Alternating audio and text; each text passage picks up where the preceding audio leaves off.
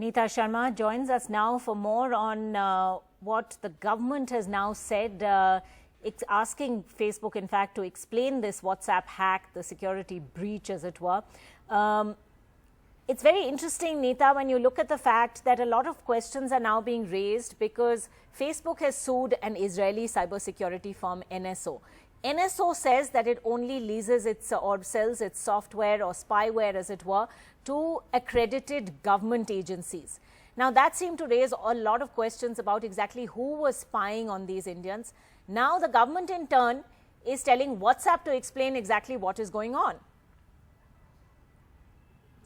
Absolutely, Ankita. You know, two different versions coming out from two different departments. The Ministry of Information and Technology, that is the IT Ministry, Mr. Ravi Shankar Prasad had tweeted that they have sought information from WhatsApp and they have been asked to give information, provide information rather till November 4th. However, the Government of India, during the evening, they clarified that there was no possible such, incident only. They in fact had said that whatever allegations were being levelled against the Government of India, they were all baseless.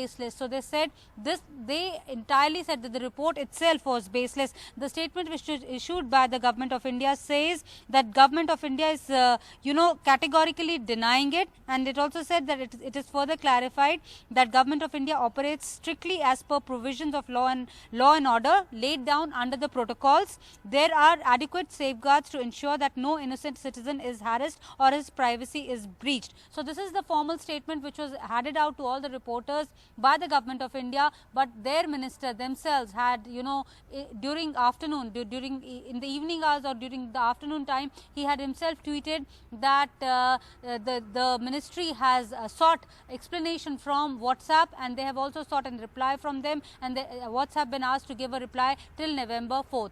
Ankita? Right. Thanks very much indeed for that, Neeta. We have by no means heard the end of this story, and in fact, the Meiti Minister Ravi Shankar Prasad tweeting at length about that as well. But do you need to be worried about whether your phone or computer was breached too when that hack took place in April and May this year? Well, our tech editor Rajiv Makni breaks it down for us. WhatsApp hack. Everything you wanted to know but were afraid to ask. Now, WhatsApp is the #1 way of communicating in most countries. It's safe, encrypted, private, unbreakable. At least that's what we had heard up till now. But now came news that WhatsApp has been hacked, and how. And it's literally made the world and every person in India now panic. Does this mean you can be hacked too? All your messages, all your communication, photos, documents exchanged, all stolen and used and even seen by others? Well, yes and no. Let's make sure we understand what's really happened here, who did it, who was hacked, how were they hacked, and why were they hacked. First, let's understand, and let me put this out there. Every type of WhatsApp communication, whether it's calls, chats, group chats, images, voice messages, file transfers on the service is encrypted, but only during transmission between users. This encryption was designed to ensure that no one other than the intended recipient could read any communication sent using the WhatsApp service. But, and this is that big but, the encryption is from the time you send something to the time someone receives it, and everything along the way. Once those messages and documents and photos are actually on your phone, malware and spyware and code can be used to access that, because now it's on your phone, and that's exactly what's happened.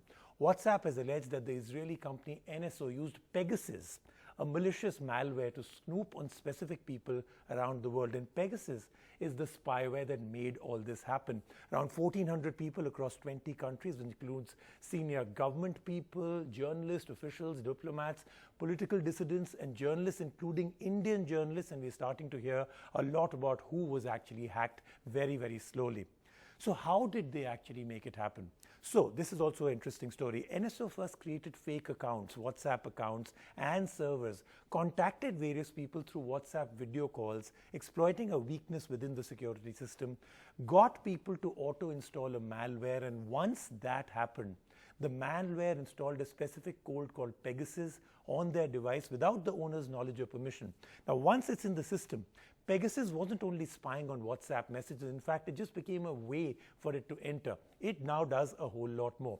It extracted the user's private data, including passwords, contact lists, calendar events, text messages, and even voice calls. The person controlling this spyware could even turn on the phone's camera and microphone to capture activity around the phone's vicinity at any time.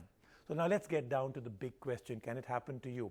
Well, again, yes and no. As explained earlier, a lot has to be done to exploit your phone, and there is a reason why someone would do it. The only real way right now to have some security is to always use the latest version of WhatsApp. Keep your mobile operating system updated to receive the latest security updates, and maybe pray too.